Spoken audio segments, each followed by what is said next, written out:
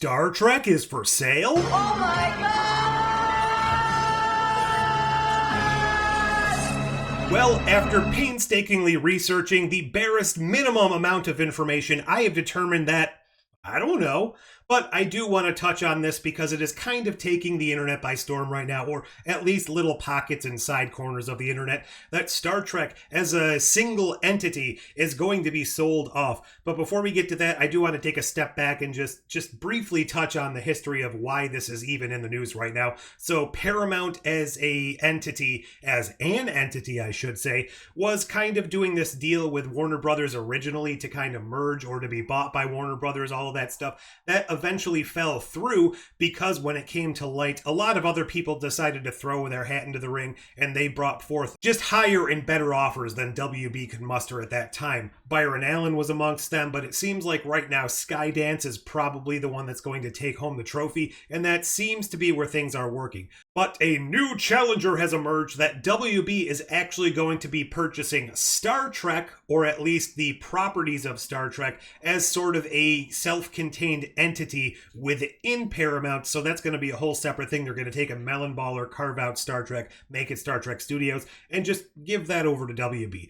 Now, why is this coming out now? Well, it seems to all be leading back to one person, one channel, one unsubstantiated rumor, and that would be Sidetrek. Now, I'm not throwing any shade at this channel. I actually like a lot of the coverage there, and especially Jay himself, in the video where he talked about this, said about 32 times that this is one person telling him an unsubstantiated rumor that nobody else he's talked to has any clue about, or can't even say if this is even a feasible thing. So I don't want to put any negativity on that channel, but a lot of other people are seemingly taking this and running with it. And based on the history of the internet, the way these rumors work, nobody ever goes back and fact checks, and everyone just kind of plays that this is what's happening, especially with a lot of the rumors coming out of like Reddit and 4chan, which were created as jokes to fool people. I'm not saying that's what's going on here, but you always want to kind of go back to the source and find out how things are working. Now, could this feasibly happen?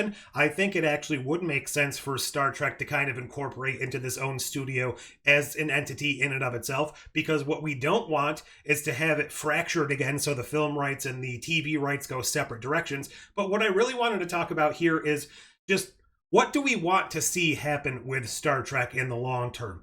If something is going to happen with it, Paramount be damned, let's say, just because Star Trek is the one piece I'm currently interested in. There are other things on Paramount that I care about, but Star Trek is my primary bread and butter with what I'm interested in, so that's the thing I'm going to be mostly concerned about. So let's say everything stays the same, Paramount doesn't go anywhere, and they keep producing Star Trek. That's one thing, and we probably kind of know what we're going to look at there. But if it goes somewhere else, let's say it goes to WB as a self-contained entity, or the other popular theory right now, and I don't even know if this is a theory or more so just looking at the context clues, is it may inevitably go to Peacock, and Paramount and Peacock will actually merge their streaming services into one thing. Now, the interesting aspect about that is Seth MacFarlane has this whole exclusivity thing going on at Peacock right now. The Orville is up in the air. If that inevitably leaves Disney, comes with him to Peacock,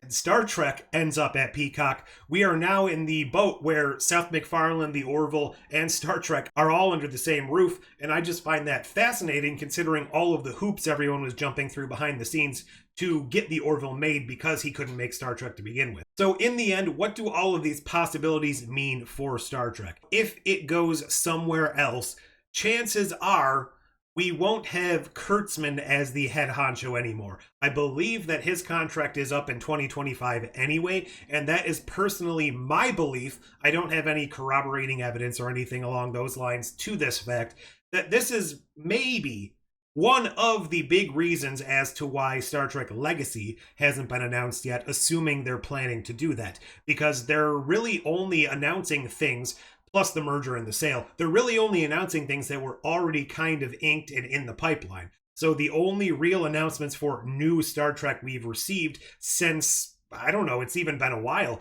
is Strange New Worlds, a new season, Lower Decks, a new season, Discovery's ending, so that's going to be taken care of.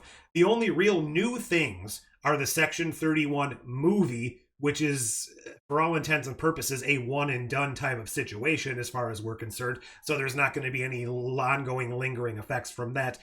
And the Starfleet Academy show, which is supposedly kind of a spin-off from Discovery, but again, that's been in the works and in the pipeline for a long, long time. Nothing new has been created and thrown at the wall, and I think that's the reason.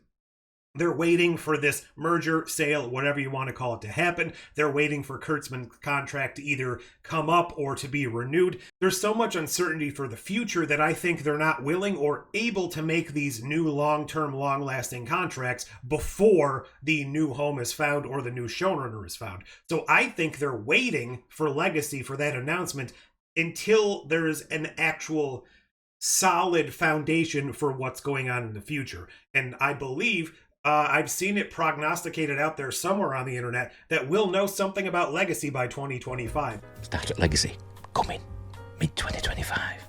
You heard it here first. Where would you like to see Star Trek go? And if possible, do you want them to kind of keep it consolidated? I have to imagine everybody wants that. I have to imagine we don't want to go back to a world where the films and the TV shows are fractured.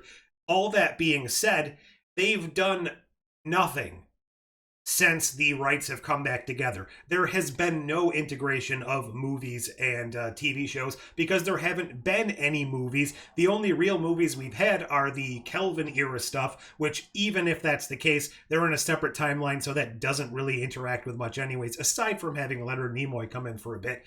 And the Section 31 movie, which is a television movie, a streaming special event movie.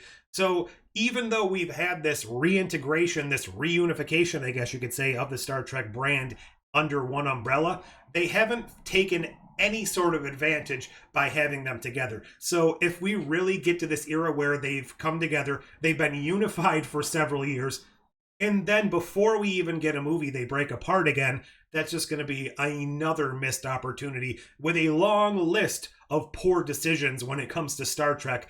I'm looking at you canceling of Enterprise and that whole dark age that came because of it. But, once again, I digress. I really just wanted to kind of throw this out there and find out what all of you Star Trek fans think. I know a lot of the fandom is divided right now.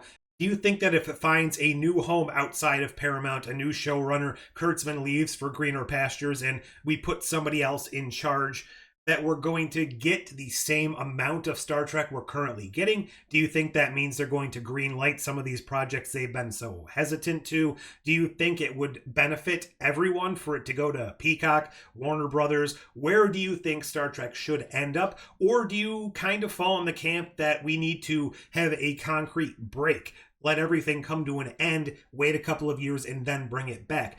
I don't think we're in that age of Star Trek becoming stale right now, because they're doing so many wildly diverse things that a lot of people either like or don't like. So I think we're more in the age of just, we've thrown so much at the wall, not everything is hitting for everybody. So instead of it being stale like it was during Enterprise, although I will fight that to my grave that it wasn't becoming stale, we're in an era where it's just so much and so disparate as far as tone and appeal and age group, and now we have Prodigy shunted off to this own thing. So I don't know. I just think that this is hopefully a brand new day for Star Trek. We'll get some more revitalization in there, and we'll get somebody, a true head of Star Trek. Because while Alex Kurtzman was technically the head of Star Trek, he wasn't the head in a way of somebody like Kevin Feige. He wasn't in there kind of spearheading the tone in the universe, because from what I remember hearing, they used in the season finale of Prodigy, they threw in, I think, the Defiant and the Enterprise E and a couple of other things, because they strictly said, we have no idea who are supposed to ask for permission, to use these things. We have no idea where these things are supposed to be in canon right now. So we just put them in because we could. And I think that's dangerous. We need at least a team or somebody overseeing things that really has a lock on the course that we want the franchise to take. Sure, we can have outliers, things set way in the future like Discovery, or things that are more comedic like Lower Decks that don't have to so steadfastly hold on to that canon. But I think if all goes well, we may be looking at a possibly brighter future for Star Trek once we get it into a more financially, fiscally healthy place under the leadership of somebody that truly wants to take it into the next stages, aside from Alex Kurtzman, who seems like he may be wanting to move on and do other projects and not be known as the Star Trek guy anymore. Not that it's bad to be known as a Star Trek guy, but some people don't want that as their entire personality. I don't understand those people, but it is what it is. What are your thoughts? I kind of just wanted to ramble on about that because it seems like it might be a hot topic right now. Leave all your thoughts down below. Like, share, subscribe, do all those fancy YouTube things. Throw me some money if you want to. But until next time, computer and program.